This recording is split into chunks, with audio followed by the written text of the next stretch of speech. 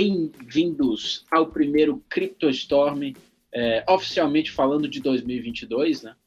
No último, a gente postou o CryptoStorm já em 2022, mas falando aí sobre assuntos de 2021.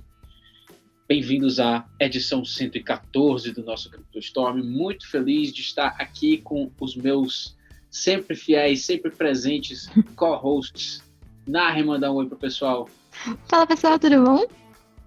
E o meu queridíssimo Luca Benedetti. Dá um oi aí, Lucão. Fala pessoal, tranquilos? Boa. Seguindo um pouco a toada já da última edição, de 113, a gente vai comentar sobre perspectivas para 2022, áreas de cripto que a gente acha que vão crescer bastante esse ano, certas trajetórias que estão acontecendo em termos de regulação e avanço institucional. Então vamos comentar aí um pouco sobre esses desenvolvimentos para o ano de 2022 que a gente tem que estar de olho se a gente quer estar exposto ou pelo menos estar acompanhando o que é de mais relevante no ano de 2022. E o que me chama mais atenção, acredito que você também, Luca, você também, Naher, essa questão da atualização da Ethereum, né, que a primeira coisa assim, que me faz lembrar de 2022 de temas quentes. Em 2021 a gente já viu aí um grande avanço através da IP 1559, que introduziu aquele novo mecanismo de taxas de rede, em que o leilão não era mais a cega quando você ia fazer uma transação, agora tem uma taxa fixa, e essa taxa fixa ela é queimada nesse mecanismo de burn. E a Ethereum, quando tem... Isso aí já queimados, viu? Bastante Ether já queimado. Isso aí torna o Ether, no presente estado do protocolo, quando está em alto volume, um ativo deflacionário. Então, além de ser um ativo com muita utilidade, devido aí à grande atividade econômica que acontece, né, através dos vários contratos inteligentes, vários protocolos que estão aí montados em cima da Ethereum, ele também é um ativo deflacionário. Pode agir como uma reserva de valor e tende a continuar nessa trajetória com as próximas implementações aí de escalabilidade, com o The Merge e por aí vai. Então, Luca, não sei se você tem assim, alguma coisa para comentar, Naher, também sobre Ethereum 2.0, além do que já foi dito, né, que os desenvolvedores postergaram mais uma vez aí no final do ano de 2021 a atualização da Ethereum para lá para junho de 2022. Será que a gente ainda vai ver postergação? Cara, acredito que sim. Tem que ser falado, né? O que tem que ser falado é que essa vai ser a atualização mais complexa do protocolo do Ethereum em toda a sua história, né? Vai ser uma coisa que a gente nunca viu na história da tecnologia blockchain, uma transição de mecanismo de consenso, né? O Ethereum vai deixar de ser Proof of Work, vai passar a ser Proof of Stake. Então, é uma atualização de um nível de complexidade muito alto e por isso eu acredito que a gente pode ver, sim, essa atualização ser postergada novamente. Mas uma coisa que eu queria comentar e deixar claro, né, acho que tem um pessoal que acaba entendendo isso de uma maneira errada, mas o Merge, ele não pretende abaixar as taxas, pelo menos não num primeiro momento, né? O Merge, ele vai servir simplesmente para a gente mudar esse mecanismo de consenso. A rede Ethereum vai deixar de ser uma rede Proof of Work, uma rede que precisa gastar uma grande quantidade de energia para continuar validando transações e tudo mais, vai deixar de necessitar dos mineradores para ser uma rede Proof of Stake, com os validadores vão passar a ser stakers, né, na Beacon Chain, que vai se tornar, né, a Ethereum Chain como um todo. Então, acho que existe esse misconcept aí das pessoas entenderem que essas atualizações que vêm no Ethereum esse ano vão baixar as taxas do Ethereum. Já quebrando a expectativa, eu vou falar, não vou baixar as taxas do Ethereum. Para isso, a gente tem algumas outras coisas que a gente vai comentar aqui no podcast, mas a princípio, um grande impacto aí dessa atualização do Merge é justamente o Ethereum deflacionário, né? Porque hoje, com o mecanismo de mineração, o Proof of Work, a gente emite muito Ethereum. O Ethereum, você acaba tendo que pagar muito Ether como subsídio aos mineradores. Isso se inverte quando a gente vai para o Proof of Stake, né? Você tem que pagar uma quantidade muito menor para os stakers, e por isso a emissão de Ether vai ser muito menor, provavelmente muito menor do que a queima, perdão. Então a gente vai ter uma queima maior do que a emissão, o Ethereum vai de fato se tornar um ativo deflacionário.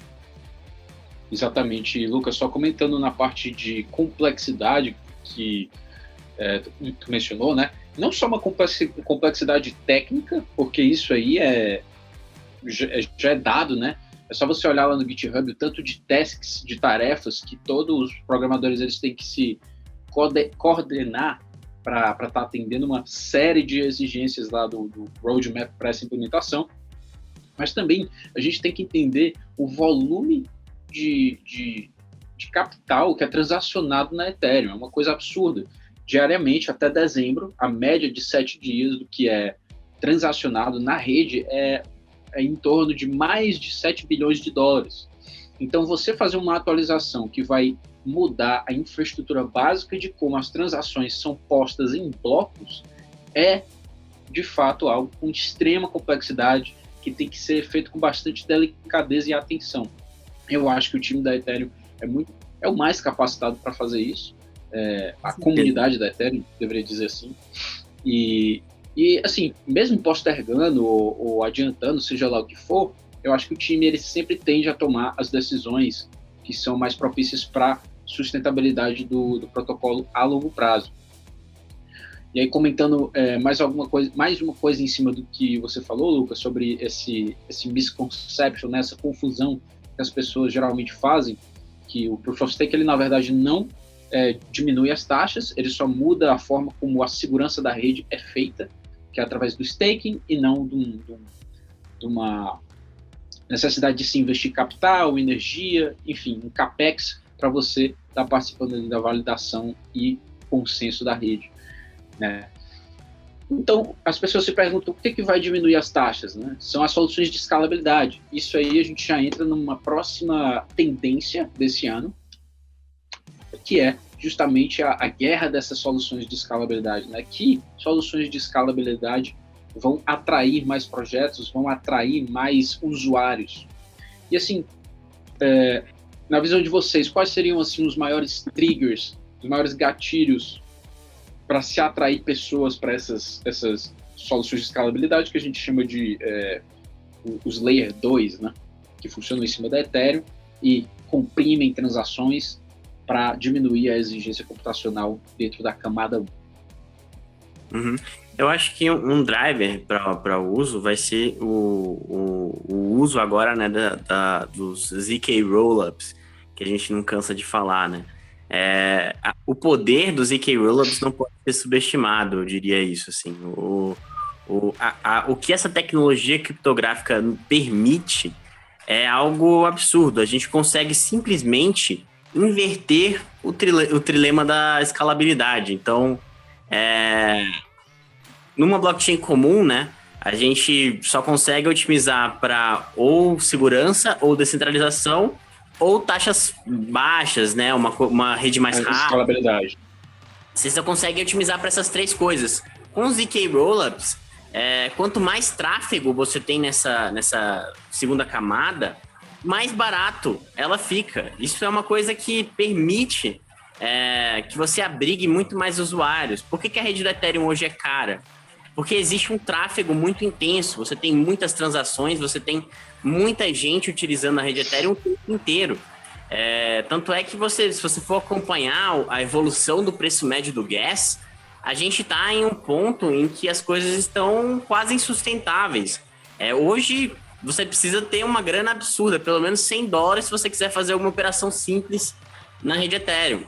Então, acho que os ZK Rollups são, sim, aí o santo graal da escalabilidade, eu diria, e eles vieram para ficar. E aí você perguntou o que as redes podem fazer para forçar essa adoção, né? Estimular essa adoção.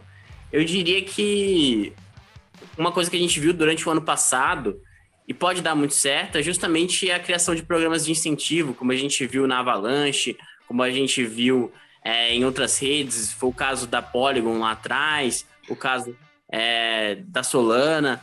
Tudo isso cresceu muito por causa dos programas de incentivo e eu acredito que isso possa se repetir com as redes de segunda camada. Com certeza. E, assim, também tem a questão dos airdrops, né? Que a gente discute muito aqui entre o time. Como a gente fala, né? A ZK Sync, que é uma das que tem o maior valor total travado, assim, não é uma especulação apenas, né? Não quer dizer que eles vão fazer isso mais cedo ou mais tarde. Pode ser que role aí o airdrop, então você tem muita gente aí querendo transacionar dentro da ZK Sync.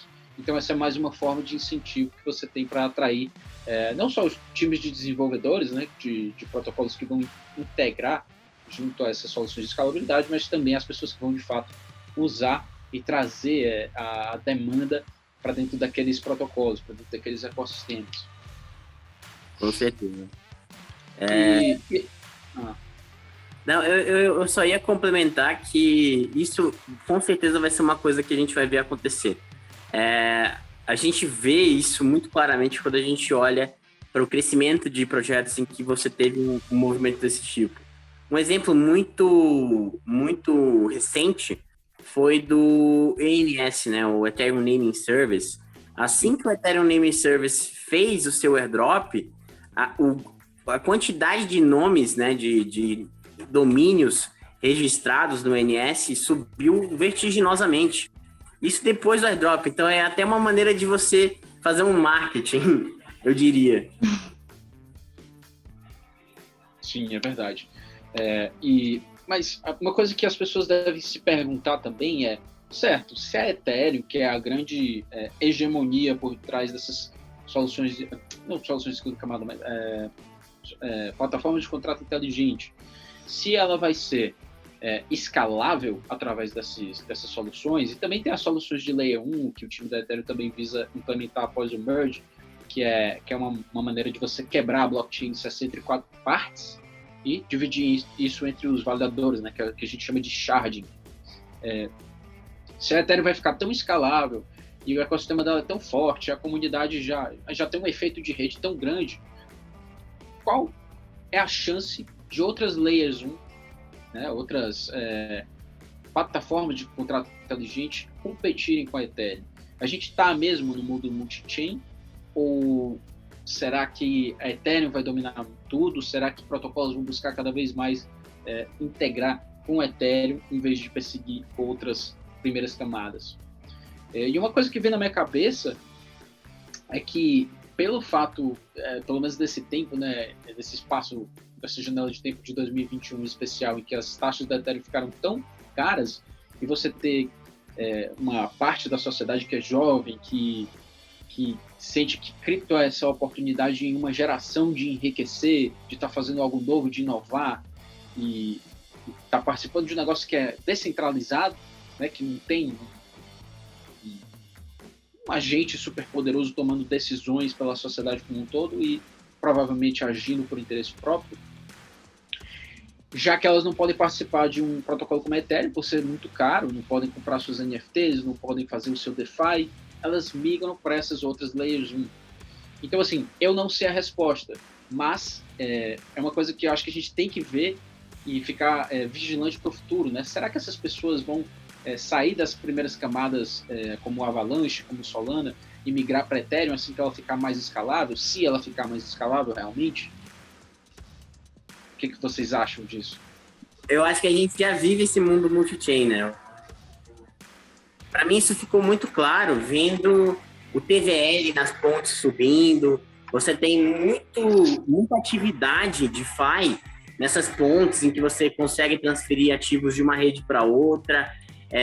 Tem protocolos que se propõem a ser simplesmente o facilitador dessa transferência de uma rede para outra e tudo mais. Então eu acho que a gente já está começando a viver esse mundo multi-chain e eu não vejo isso mudando. Por exemplo, lá atrás a gente teve um crescimento vertiginoso da Binance Smart Chain, né? A Binance Smart Chain cresceu muito lá atrás, muito por causa também das taxas altas do Ethereum, né? Mesmo depois daquele grande crescimento lá atrás, aconteceu aí deu uma diminuída no crescimento, né, do TVL e tudo mais. A coisa ficou um pouquinho mais consolidada, né? Consolidou um pouquinho e deixou de ter esse crescimento todo, mas até hoje continua sendo uma das redes com maior TVL. Eu acredito que esse tipo de movimento vai passar a ser cada vez mais normal. a partir do momento em que você cria um ecossistema em uma rede, esse ecossistema é rentável, você tem incentivos para que as pessoas estejam farmando ali e tudo mais, eu não acho que esse ecossistema suma. A gente não vai ver uma Binance Smart Chain sumir, o ecossistema vai continuar lá, até porque é um ecossistema de bilhões de dólares. Então, eu continuo acreditando no mundo multi-chain, e eu acredito que essas novas soluções de escalabilidade do Ethereum, né, essas Layer 2, vão servir como até um agravante desse mundo multi-chain, porque você vai precisar pular entre roll-up e roll-up, você vai ter que ter essas pontes que vão facilitar de você ir da Optimism para Arbitrum, da Arbitrum para ZK Sync, etc. Então, acho que não é uma questão de ou agora é tudo Ethereum ou isso continua. Eu acho que é mais um sintoma do mundo multi-chain. Mas eu acho que isso vai continuar, esse movimento vai continuar, essa ideia de você conseguir transferir seus ativos de rede em rede vai continuar, até o momento em que isso vai passar a ser uma coisa que você vai fazer e não vai estar nem sabendo o que está fazendo. A nossa ideia para o futuro é muito essa, você, no seu dia a dia, usar, de repente, N redes diferentes ao mesmo tempo, e não tá sabendo que tá fazendo isso, que você tá transferindo de uma rede para outra, tendo que usar N pontes. A sua experiência, ela fica mais simples. Você não... Sim. Por exemplo, hoje você não sabe... 90% dos usuários, até mais, 99% dos usuários de um cartão de crédito não sabem as operações que estão por trás do funcionamento daquele cartão de crédito. Eles simplesmente não sabem nem como funciona o sistema de crédito, né? Tipo, você tem crédito, mas de onde é que surgiu o crédito que você usufrui, sabe? Tipo, a pessoa não sabe como é que funciona isso por detrás do sistema do banco. Só sabe que existe, que é um negócio legal, que ela consegue utilizar. Exatamente. E ninguém questiona isso, né? O que é o mais engraçado. Porque a pessoa tem acesso, ela usa numa boa, não sabe como é que funciona, não sabe quem tá por detrás, sem questionamentos. Mas a partir do momento que você apresenta uma nova tecnologia totalmente estruturada, fica, mas será que eu vou confiar nisso aí? Será que realmente vale a pena? Isso é muito verdade. Eu acho que é uma coisa que cripto, né, cada vez mais tende a cutucar, né? Principalmente quando a cripto vai se tornando de fato algo que é popular. As pessoas começam a realmente se questionar quem é que está por trás dessas instituições, quem são essas pessoas que estão no poder e que tomam decisões que vão afetar a minha família. Entende? Exato. Então, eu acho que isso é muito interessante porque as pessoas de fato nos perguntam de onde o dinheiro vem. Eu estava numa discussão de família, dessas discussões que acontecem no final do ano, né? E aí essa é uma piada já no mundo de cripto, que as pessoas sempre vão te perguntar, né? E aí, como é que estão as criptos? Tá caindo? Tá subindo? Como é?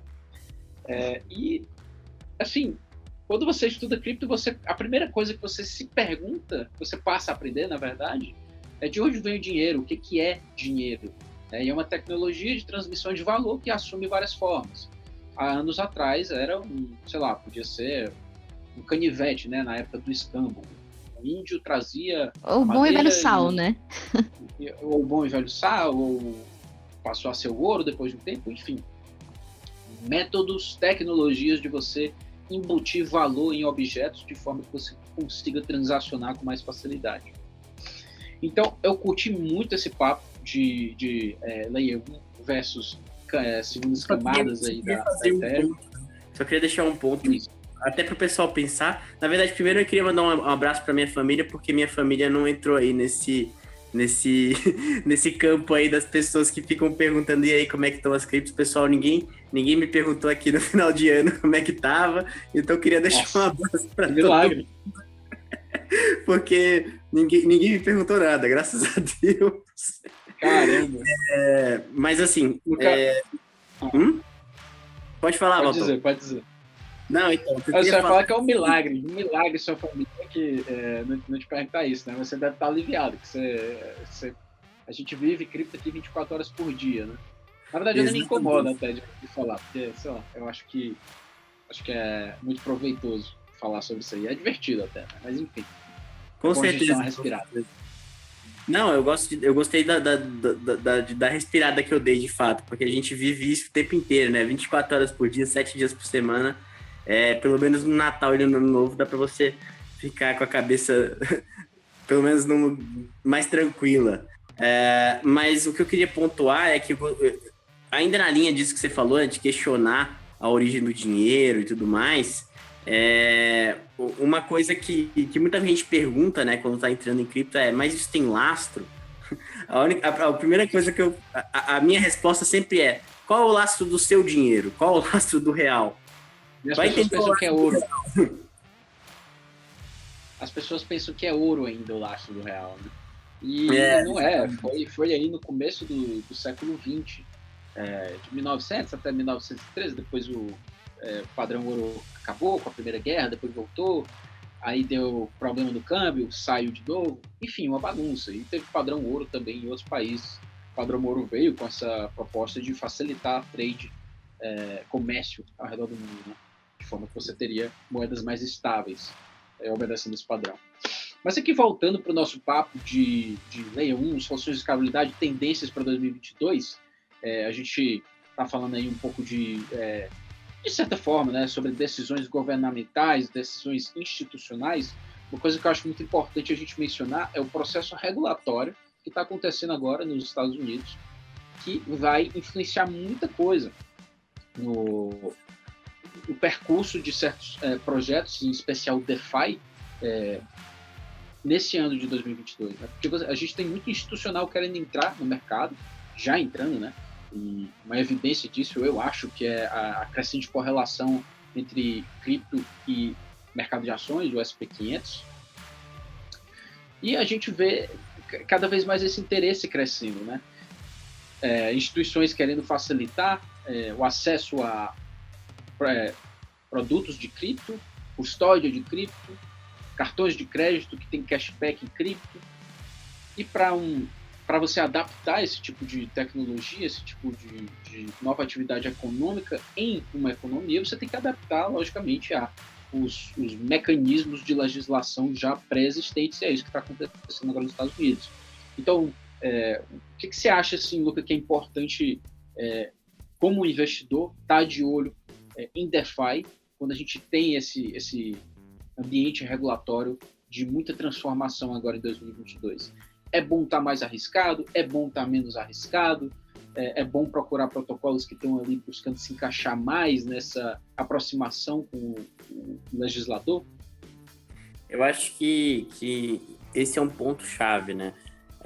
Acredito que uma coisa que vai pegar muito com essa regulação é justamente práticas de KYC e anti-lavagem de dinheiro, né? Então, o que eles chamam de AML também, né? Então, KYC, o Know Your Customer, e o AML vão pegar pra caramba em DeFi com a regulação, com certeza. E eu acho que tem alguns protocolos que já estão caminhando para essa direção. A gente teve, recentemente até, a Aave lançando um produto destinado ao uso institucional, que também usa KYC, que tem AML e tudo mais. A SushiSwap já tem isso no seu roadmap, uma coisa mais focada para o institucional também. Então, acho que sempre foi uma coisa que esteve na cabeça dos protocolos, né? De querer também se adequar, porque eles sabem que nesse mercado você cresce de verdade quando o institucional entra, né? O mercado de varejo te faz crescer? Faz, pra caramba. Tanto é que esse mercado chegou até o ponto que está. Mas para a gente poder dar o próximo passo, a gente precisa dos institucionais, a gente precisa que o institucional entre no jogo também. E o institucional é um cara cauteloso. O institucional não quer entrar em uma coisa que ele não tem certeza regulatória, que ele não tem segurança jurídica, eu diria. Então, acho que, em um primeiro momento, essa regulação ela pode ser talvez prejudicial em questão de preços, né? A gente pode ver aí o mercado reagindo de maneira ruim em um primeiro momento. Mas eu acredito que quando a gente olha para o médio e longo prazo, isso vai ser muito benéfico.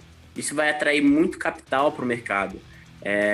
O institucional ele quer que esse mercado seja regulado porque, de fato, vai ser bom para ele. Ele vai se sentir mais seguro entrando nesse mercado. Com certeza, com certeza.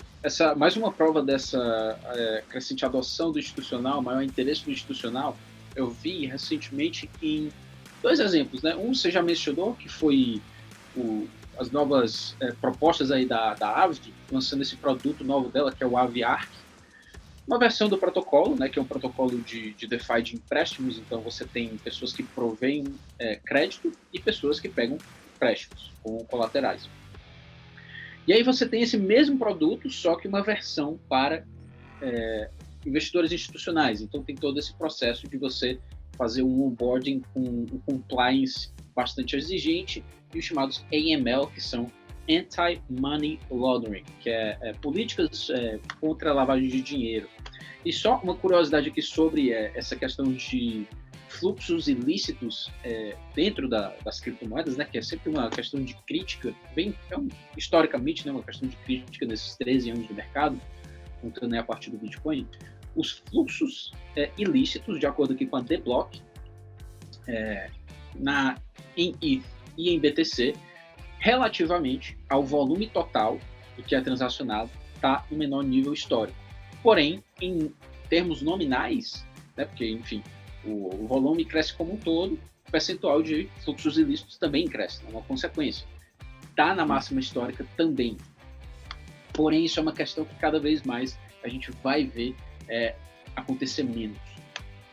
Com certeza.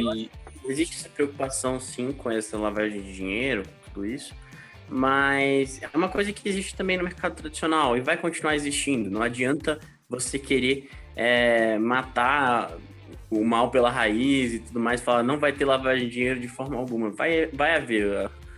A pessoa que quer fazer lavagem de dinheiro, ela vai encontrar uma maneira.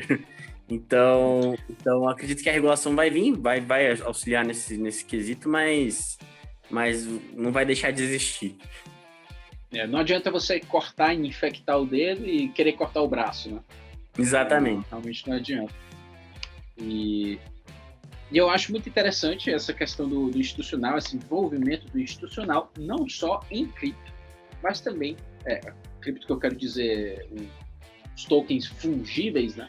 Que é o token que você pode trocar um pelo outro e não faz diferença, é como você trocar uma nota de R$5 por outra nota de R$5, mas também na área dos NFTs, que a maioria das pessoas conhece NFTs por essa um crescente setor de artes, né? Os Bored Apes, os CryptoPunks, e toda essa especulação que acontece nos OpenSeas da vida, nos Loop Rares, nos Haribles, nos Super Rares, enfim, nesse mercado de arte como um todo. Porém, eu acho que NFTs é muito maior do que o mercado de arte. Por quê? Porque NFTs é a maneira de você estabelecer posse digitalmente, né? É uma maneira de você comprovar que, melhor dizendo, é a maneira de você dar valor real a algo que é virtual. Acho que essa é a minha definição favorita. Eu diria ainda que é uma maneira de você atribuir escassez digital a itens que são não fungíveis, né? Da mesma maneira que o Bitcoin é a escassez digital do dinheiro, o NFT é a escassez digital do seu avatar, do seu skin, do jogo de CS, etc. E um dos exemplos, né, maiores disso, com essa evolução do GameFi, tá aí outra tendência para 2022, essa crescente trajetória dos jogos, que pessoas estão mais interessadas em jogar esses jogos pelo valor econômico que elas podem tirar deles, né? Uma renda passiva, uma renda divertida, digamos assim. Você vê jogadores atualmente que jogam Fortnite, que constroem um puta do portfólio de armadura, de poderes, de power-ups, enfim, seja o que for, mas que você vai fazer o que com aquilo, né? Você investiu tanto dinheiro, você pode fazer o que no final? Você pode vender para alguém, né? Assim, você não tem meio posse daquilo ali. Quem tem posse daquilo ali são os servidores centralizados da Epic Games. Então, você não tem muito o que fazer com aquilo. Agora, quando você joga o Play to Earn, quando você joga jogos de blockchain que incorporam NFTs, aí você tem algo que é game changer, algo que muda o jogo para sempre. Porque você tem posse do valor que você constrói, né? Do tempo que você investe, do capital que você joga lá dentro. Então, NFTs e GameFi é outra coisa fantástica para o ano de 2022 e que vem ficando muito forte aí já desde o final de 2021, com, enfim, o hype do metaverso, Facebook virando meta, Axie Infinity também foi um grande representante desse setor de games no ano passado. Então, outra tendência aí que continuará muito forte esse ano.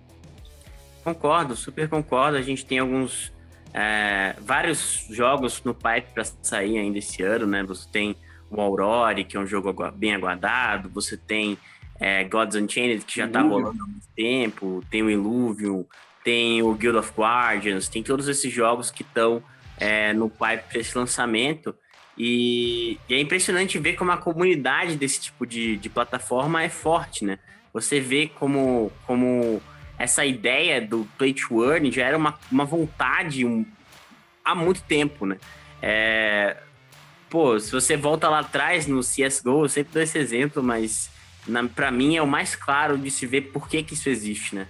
No CSGO, todo mundo vende faca, vende skinzinha de arma por fora, porque não tem como você vender por dentro do jogo. Se você vende na plataforma da Steam, você fica com dinheiro preso dentro da plataforma, não consegue sacar, você só usa ele para comprar outros itens ou então comprar outros jogos dentro da plataforma da Steam. Você não consegue sacar esse dinheiro para o seu banco, por exemplo.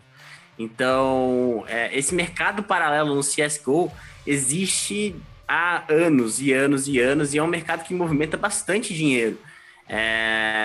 Inclusive, tem sites de apostas focados nessas skins, tem N coisas... E é uma plataforma centralizada que, em teoria, dificulta muito esse processo. Então, quando você tem essa possibilidade de utilizar NFTs para uma coisa como esta, fica muito claro como é que o rumo que essa indústria de games vai tomar. Vai ser uma coisa da financiarização dos games, de fato, né? Você vai ter os sites de apostas em que você aposta no jogo, o item que você está jogando, e se você perder, o item vai para o vencedor do jogo, sabe?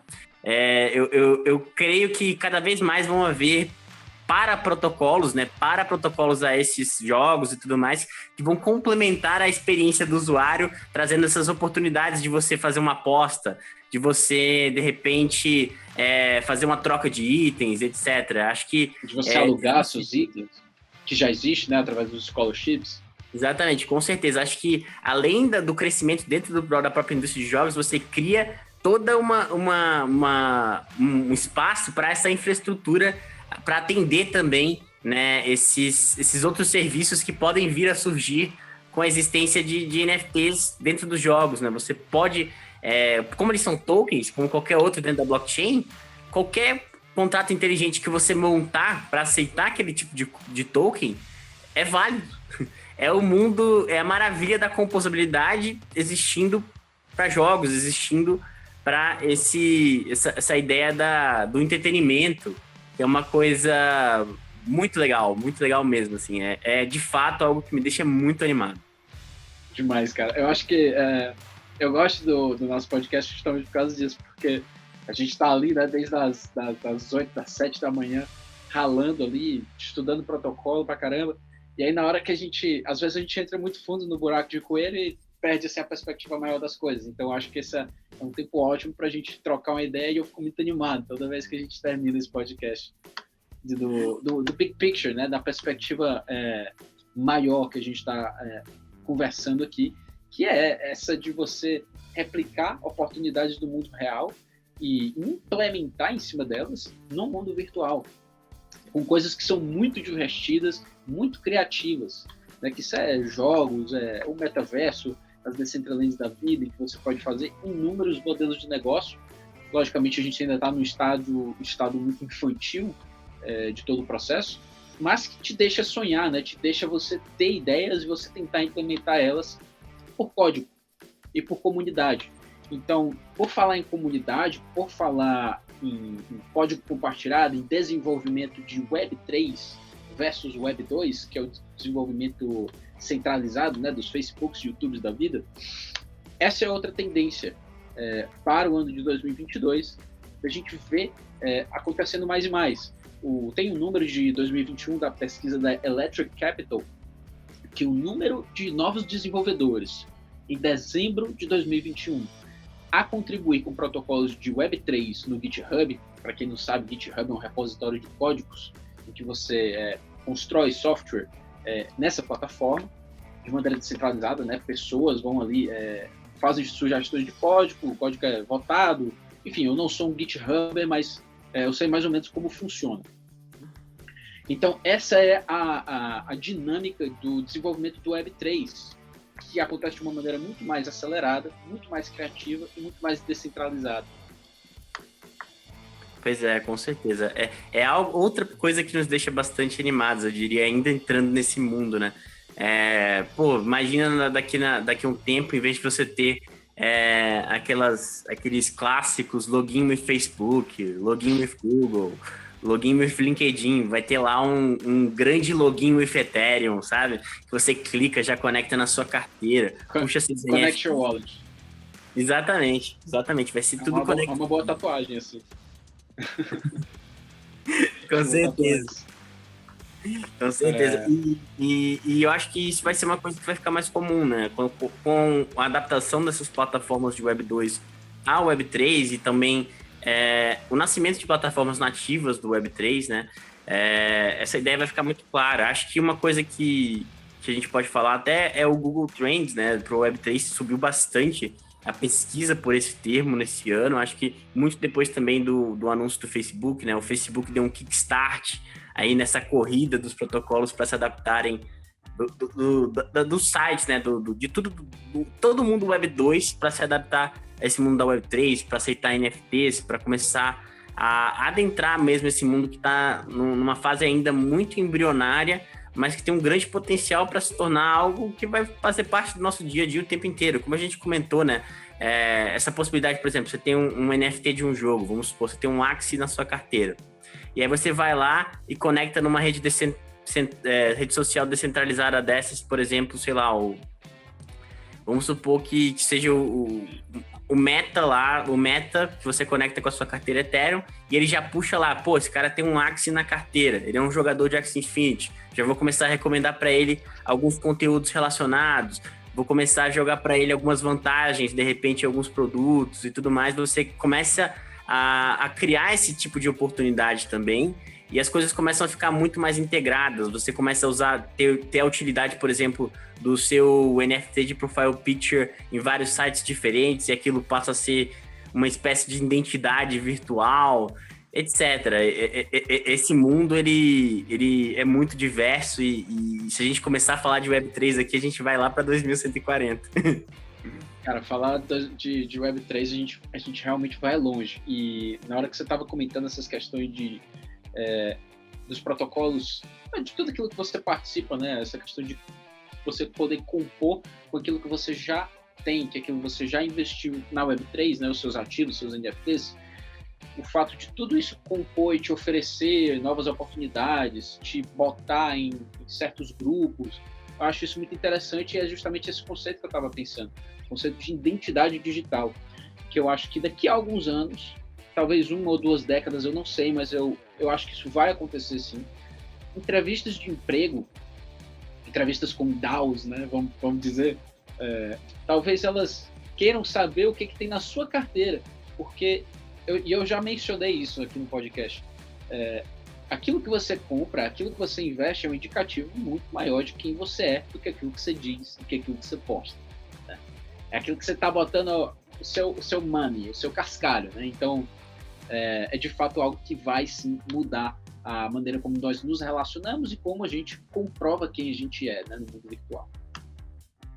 Dica para você aí que é recrutador, pede para ver a carteira do Ethereum deles. Exatamente. Se mostraram uma carteira do Ethereum aqui pra gente enfim, participação em protocolos interessantes, se tiver constitucional, eu digo pro Bazan que deveria sim contratar. Não, mas tem que ter o POAP lá, não pode ser só o token, não. Tem que ter falando lá, contribuir. Tem que ter o POAP, Beleza. Bom, pessoal, assim, essas são algumas das tendências para 2022.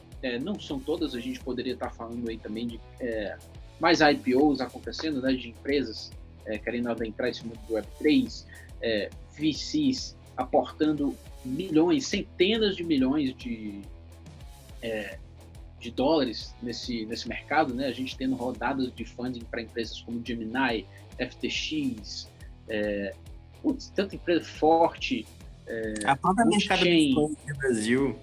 mercado Bitcoin, um unicórnio aqui do Brasil, é muita coisa boa, muito investimento que está entrando nessa área e investimentos presentes querem dizer aí alguma coisa sobre desenvolvimentos futuros. Né? Com certeza. Então, tem muitas outras tendências que a gente pode estar vendo no próximo ano, mais países, por exemplo, adotando o Bitcoin como uma moeda oficial, precificando coisas em Bitcoin, quem sabe. E, isso enfim, é algo que a gente chegou a comentar até hoje entre nós, né? Da possibilidade aí de ter os países adotando o Bitcoin como moeda oficial. Acho que saiu no relatório da Fidelity, né? Eles falando dessa ideia de a teoria dos jogos do Bitcoin é tão forte que vai criar um FOMO estatal. Eu adorei esse teu termo. É uma coisa que é justamente isso, né? O incentivo no âmbito estatal para você ter Bitcoin é muito maior do que o incentivo de você ficar de fora. Porque o upside, no longo prazo, é muito maior do que uma volatilidade que já está implícita, todo mundo já sabe que esse tipo de ativo se comporta assim, está lá presente no curto prazo. Então, eu acho que a gente pode extrapolar essa lógica do agregado para o investidor individual. Eu acho que você ficar de fora de uma transformação dessa, tendo em mente que você vai botar um dinheiro que você não vai precisar no curto prazo, um dinheiro que você pode estar disposto a ver oscilar no curto prazo, no longo prazo, acho que você tem muito mais incentivo para ter do que não ter, para ficar de fora não vou nem dizer festa, né, mas para você ficar de fora da evolução. Eu não acho que isso é uma festa, acho que vai ser festa depois, né, para quem tiver entrado antes, mas eu acho que é muito mais além do que esse negócio de você ficar rico ou ganhar dinheiro. É uma maneira de você participar da evolução do mundo, da evolução da internet, que é por onde a gente se conecta cada vez mais. Então, não sei se você tem alguma... Eu li um texto muito bom, assim, falando até sobre essa ideia da perspectiva para o futuro. Eu acho que era The Crypto in the Apocalypse, o título do texto. Era uma newsletter no Substack. Mas os caras falavam justamente dessa ideia de que cripto é o nosso ticket para fora de um mundo pessimista, eu diria. Porque quando você olha para a maneira com que os governos têm conduzido a política monetária no mundo, isso é uma coisa muito pessimista. A gente vê e a gente olha, cara, isso não tem mais como continuar dessa maneira. E a ideia de adotar a cripto é justamente fugir do pessimismo, fugir desse mundo que está condenado aí por inflação, condenado por essa ideia do fiat, por essa ideia lá atrás da inevitabilidade de algumas coisas. Se você olha para trás, você olha, cara, aquecimento global, todos esses problemas econômicos que a gente vive, e cripto tem soluções palpáveis para todos esses problemas. Não vou entrar em detalhes, porque senão a gente vai fazer um podcast aqui de 2 horas, mas é muito claro isso, né? Sim, de fato. Cripto, eu acho que é o mais próximo que a gente vai ter de um superpoder, de você descentralizar aquilo que não era descentralizável. A gente volta mais uma vez para aquela conversa que a gente teve no começo do podcast, que tem alguém tomando decisões por você que vai afetar a sua família. E que a gente volta mais uma vez aqui para a teoria dos jogos, né? Se você está no poder e você sabe que não tem muita transparência nos processos, enfim, de hierárquicos, né, políticos, etc., a coisa mais óbvia que você vai fazer é tirar proveito disso. E corrupção é uma coisa que está presente em todas as sociedades, a gente sabe disso. Então, a maneira de você, eu diria, tentar avançar essa luta contra a corrupção seria através de tecnologia, através de transparência, através da independência de um agente humano, e sim de um agente de código compartilhado, que é o que a gente tem em blockchain e protocolos de blockchain. Eu acho que essa é uma maneira bacana da gente ir encerrando aqui, senão a gente vai comer muito tempo. Só queria deixar uma última coisa que eu falei até em outro podcast. Claro. Mas isso que você falou é muito, muito, muito legal. Porque desde o início da humanidade até até o dia em 2009 em que Satoshi Nakamoto lançou o white paper do Bitcoin, a gente vivia em um mundo em que, essencialmente, você precisava confiar no outro. Confiança era essencial. Daquele momento em diante, é possível um mundo em que você exclui a confiança. E isso é muito poderoso. E talvez por isso a gente ache a confiança uma coisa tão bonita, né? Porque você tem muito mais incentivos para desconfiar do que confiar. Então, vamos sair desses takes mais filosóficos agora da edição 114. Para finalizar, gostaria de agradecer aqui você que está nos escutando. Acho que a Naima teve um probleminha técnico, mas ela vai estar conosco aí no próximo podcast. Acredito que a gente já deva estar todo mundo junto no estúdio. A gente adotou algumas medidas aí para se precaver contra esses surtos de gripe, surtos de Covid que a gente tem visto. Então, tá todo mundo bem, tá todo mundo saudável, graças a Deus, graças ao nosso time aqui de RH, que coordenou tudo.